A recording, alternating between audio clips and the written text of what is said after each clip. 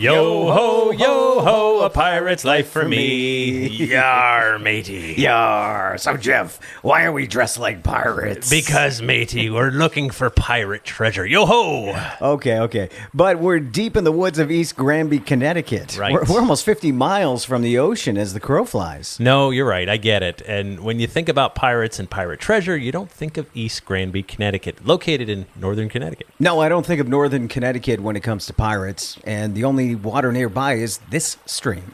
Now, that would be Salmon Stream, and that's why we're here. We're only about 12 miles from Hartford. Hartford is, of course, the capital, and it's located where it is because it sits on the Connecticut River.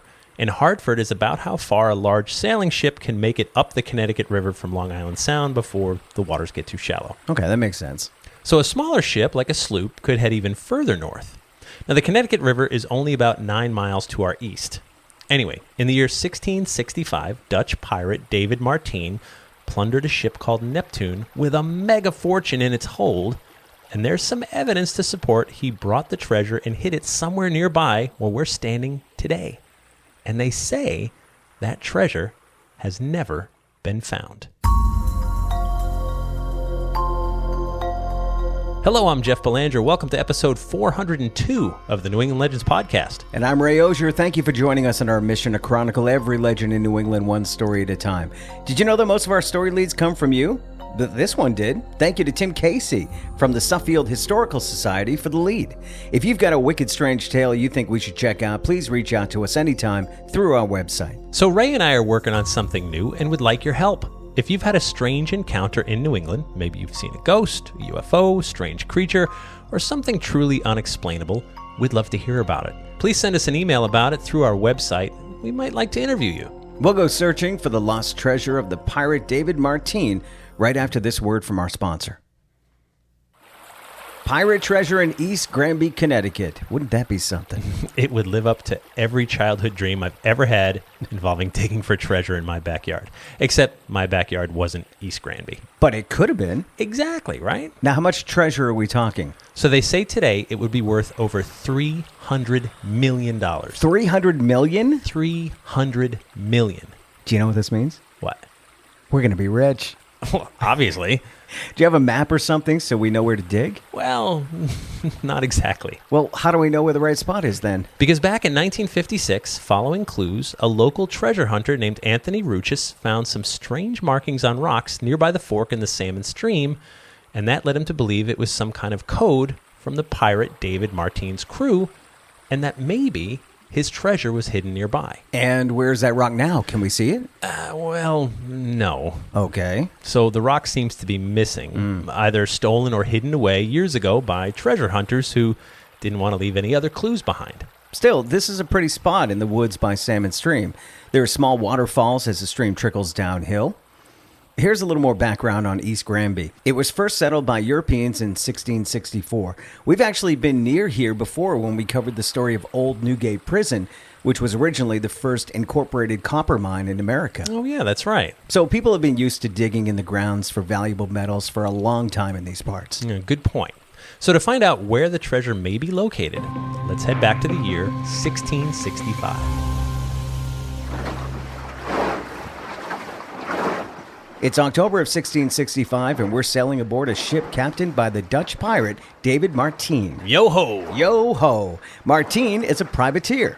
He's been raiding Spanish strongholds in New Spain, not far from the Caribbean. Marteen has been a privateer for the last 4 years. He was commissioned by the Jamaican governor to pillage and plunder any Spanish ships and treasure he may find. And business has been good. Years ago, Marteen had taken in with French pirates on the Caribbean island of Tortuga, where he began to make a name for himself. There, he earned enough money to buy his own ship, and that's when he met up with another pirate named Robert Caldwell, who used to sail with the famous pirate Henry Morgan. Now, the problem is Morgan cheated Caldwell out of some plunder, which is why Caldwell was in the market for a new ship and captain. As you can imagine, the event made Caldwell pretty sour on Captain Morgan. Right now, Captain Marteen has his sights set on another prize. Sailing ahead of us is a Spanish ship called Neptune. Word has it the famous Santa Barbara treasure sits in her hold, and Marteen intends to find out for sure. Oh, Marteen just ordered a cannon shot across the bow of the Neptune. We're closing in fast. That cannon was even closer to Neptune. The Neptune knows she can't outrun Marteen. She's lowering her sails. Captain Marteen and his crew board the Neptune and immediately take to executing all of the officers.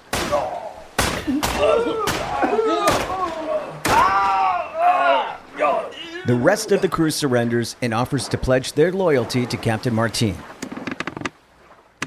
Caldwell is checking below decks. Let's take a look. Whoa, there we go. That's a lot. Wow. Whoa. So it's the Santa Barbara treasure. There's $20 million in gold, silver, doubloons, and jewelry all aboard the ship's hold. You could literally swim in that. And now it all belongs to Captain Marteen and his crew. Marteen decides he'll stay aboard the Neptune and keep this ship for himself. The battle is barely over when another ship sails up from the horizon. Is that? Yeah, I think it's Captain Morgan. It is. That's his ship. Morgan heard the cannon fire in the distance and followed it. Now, once his ship is within calling distance, Captain Morgan calls over to Marteen that he's been in pursuit of the Neptune, and Marteen should turn over the ship and plunder to him. As you can imagine, Marteen refuses. Angry and dejected, Morgan sails away. Captain Marteen sets his course for the island of Tortuga to stash his incredible treasure. As Marteen arrives in Tortuga, he soon learns that Captain Morgan has double-crossed him. He bent the ear of the governor of Jamaica that Captain Marteen is a threat to these waters. Morgan is given the blessing to hunt him down. Captain Marteen knows he and his crew, and most importantly his treasure, are no longer safe. So Marteen and Caldwell gather a small crew of loyalists and slip out of Tortuga, heading north aboard Neptune. For days, they sail north up the coast of the Americas. After finding a big sound, they circle inside until they find a mouth of a river. They follow the river north until they can go no further. Captain Marteen spots a cove in the river where there's a small English settlement called Windsor. For months, Marteen and his crew work to clear the grounds and build houses on land they call Big Hill so they can send for their wives and children to settle in this new world. By the time the wives and children arrive in Windsor, the locals are getting too uncomfortable with the idea of pirates living nearby, so the people of Windsor tell Marteen and his crew that they need to leave. So Marteen doesn't need any extra trouble. Plus, he's outnumbered.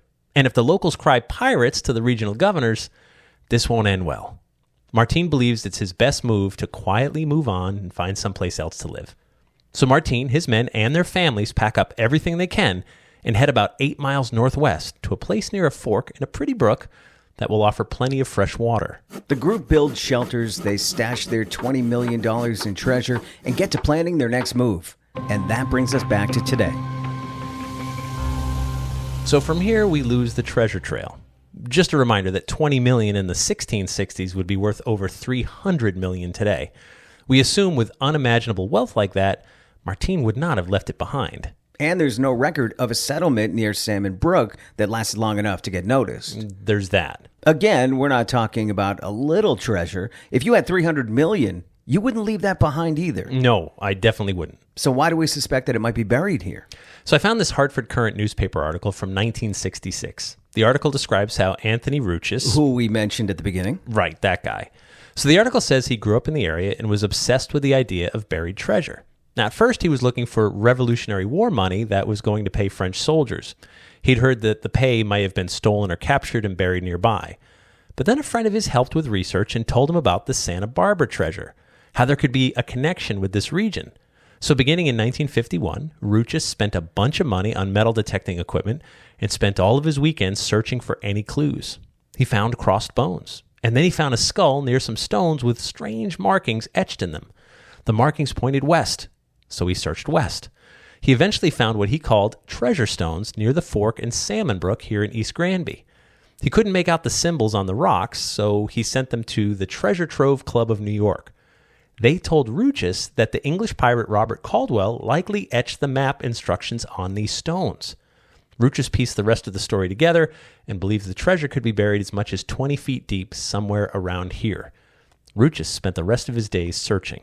All right, so there's a bunch of ifs here. There are. This isn't the first pirate treasure we've chased. No, not at all. We've discussed how pirates did indeed bury treasure when they were on the run, but the point isn't to bury it 20 feet down. Right. The point is to stash it and return as soon as possible to retrieve it once the heat dies down. That's the plan, right. Ruchus went broke trying to find this treasure. He searched for 15 years. He camped out here. He used a metal detector. He dug in various places hoping to find any artifact that might tie to the time of pirates, but he struck out. So another theory is that Marteen had a settlement here, but it was wiped out during the King Philip's War around 1676. Only a few would have known where the treasure was buried. If they were killed suddenly, the treasure location would have gone to the grave with them. Yet here we are standing in the same spot, wondering if maybe everyone missed something. Maybe there's an absolute fortune buried out here because maybe Captain Marteen had to hightail it out of this region. Or his people died who knew where to dig. There's always treasure in the story, but I'd still like to dig just in case.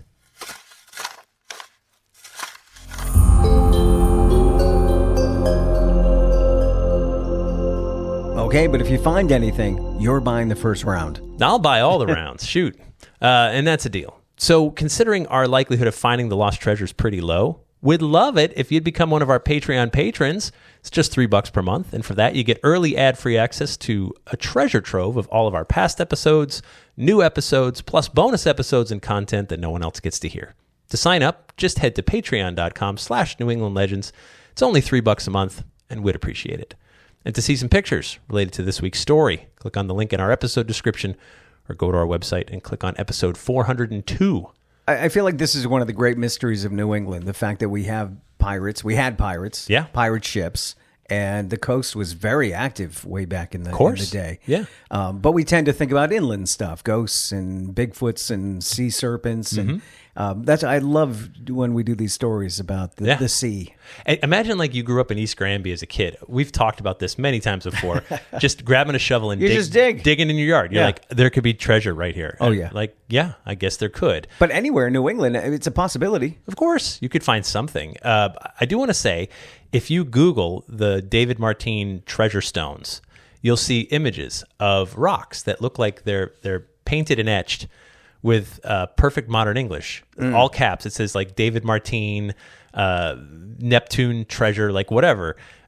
Two things, which is how we know it was fake, is that's not how people wrote in the 1600s. Oh yeah, it was more cursive, right? Well, but it's almost calligraphy. You almost couldn't, even if they wrote it on paper and you read words from the 1660s today in English. And by the way, he was Dutch, right? Right. But let's pretend you read English from the 1660s. It would be very difficult for you to make it out today. It would not be anywhere near the grammar you're used to. Second of all, Ruchus specifically said, if it said like, oh, the treasure's right near here, then he would have said, well, I found it. Yeah. He said it was just symbols and things that he had to get deciphered by someone else. Right. The images you see online, you could decipher it. It's very plain English. Yeah. So those are fake. Okay. They're not real. But Plus, Crayola wasn't invented till like the late 1800s or something. Yeah. I don't think they use spray paint. Right? So anyway, but when you see those, you'll be like, oh, someone has these rocks. But this story is compelling enough that there's a whole group of treasure hunters out there. We've done lost treasure stories before, and we've received emails from some of these treasure hunters, and they're like, hey, do you happen to know like where roughly?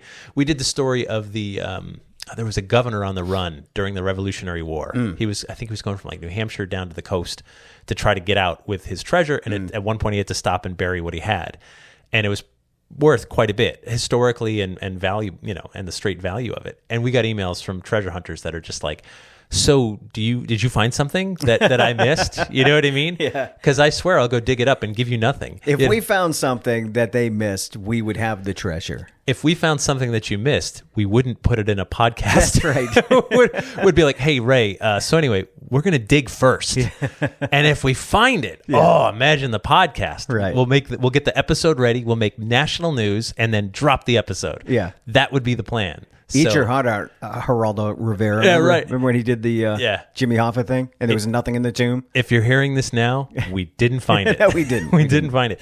But if you lived in East Granby and you were a kid and you were near enough that fork, I mean, if it were like 12-year-old Jeff, every Saturday I'd be like, hey, Mom, taking the shovel and just randomly digging up everywhere. And it's not unheard of to bury something more inland. Right? They would travel a little far in just so it's not so obvious. You don't want the ocean to wash it away. Right. The ocean, right. corrodes. Yeah. Takes everything. But we can't stress enough, when pirates were hiding, and they hid caches of treasures wherever, and they had maps, and the skull and crossbones, quite often, it was like you would take like one of the ship's crew and be like, hey, you do the digging. And they're like, all right, I dug it. All right, put the treasure in. Cool. All right, now rebury it. Yep. Bang. All right. I can't have you knowing where it is. Right. So I'll just arrange your bones here so I know where it is. If you're the guy that's asked to bury the treasure, just run in the other direction. Yeah. I'm not feeling well today, sir. Yeah, no. Let Scotty do it. Yeah, you're the red shirt on Star Trek, I was right? thinking the same Right. exact Just thing. like, put First this- guy that goes down to check out the uninhabited planet. Right. Hey, He's dying. You're done. You're toast. Hello, character 4 with no name. So yeah, hello. Never seen that guy before. Crewman 6, grab your red shirt and a shovel. We need you to even give a dig. name. Yeah, you're a goner. And they must know at some point. They're like, yeah. oh, you can't have me knowing where the money is. Right. But 20 feet down with hand shovels would take you a long, long time. We've talked about that before too. Yeah. It's not easy digging a hole. You didn't have the backhoe, right? So, Right. So there's that, and then there's also, again, I can't stress enough that you're on the run, so you want to get it hidden enough that no one happens upon it, but not so much that you can't come get it sort of quickly, right? That's the point of buried Right, treasure, right. is that we know where it is, Ray. We have the map. 6 months from now, we're coming back. Grab a lunch. We'll have it by sundown. Yeah. We'll be out of there with our riches. You can't find it. It's already dug up. You go to the nearest house. There's a kid with a shovel. Yeah. Have you seen? No, I Is haven't. that a Sorry. Rolex? You look pretty young for a Yeah. Rolex. So that's sort of how that went. However, we love this idea that this fortune, $300 million, now, I'm sure they spent some, they gave some away, they hid some elsewhere. Yeah. But there's got to be like a mother lode somewhere. Something. I mean, if it's worth $300 million now, even if it's not all buried, Right. it's at least $100 million. So this Ruchis guy who passed away long ago became obsessed with this idea that, well, even if it was the King Philip's War, so like if 3 people knew where the treasure was and they were all wiped out in a raid, well then the location's lost, but it can't be far from there. So where is it? And if you found it, I mean, imagine. Also, I know the article I read in the Hartford Courant, I guess Connecticut has a law, or they were talking about a law where 25% goes to the state. In these cases, yeah. Like if you England, I think England has a law where I think they keep it. Like if you found like a Roman shield on your farm, there's something where like It's an artifact. It's a piece of history. Yeah, imagine like talk about getting taxed enough. Your state is literally taxing junk in the ground that could be on your property that you own. Yeah. Right? You'd be like, I started digging for putting in a flower garden and found doubloons. Yeah. And like, yep, we'll take that. This belongs in a museum. Yeah, listen, Indy. Mr. Jones. Yeah, no way. This belongs in our coffers. We can turn those doubloons into something. But yeah, no, I love these pirate stories. And the notion that Hartford is where it is. Yeah. Because it's just logical sense. Like big ships would sail up and go, ooh, we probably shouldn't go too much further. Right. Stop here. Let's just make a port here. It's way inland, totally safe from any sea storms. And, this is how far we can get, well protected and easy transport up and down the river. So, and let's put a lot of insurance companies here in Hartford because, that's what they could absolutely use. Maybe that's it, right? Someone in Hartford found the treasure and said, well, I'm rich. I'll just start insurance companies. Oh, there you go. Yeah. They invested. And now they're richer. Did you hit the subscribe button wherever you get your podcast? If not, you should, because our show is free and we don't want you to miss a single episode. You can find us on Apple Podcasts, Spotify, Amazon, Pandora, Stitcher, and anywhere else you choose to listen. And if you'd post a review for us, we'd be most grateful. That's how others find our show. Would like to thank our sponsors. Thank you to our Patreon patrons. And our theme music is, of course, by John Judd. Until next time, remember, The Bazaar is closer than you think.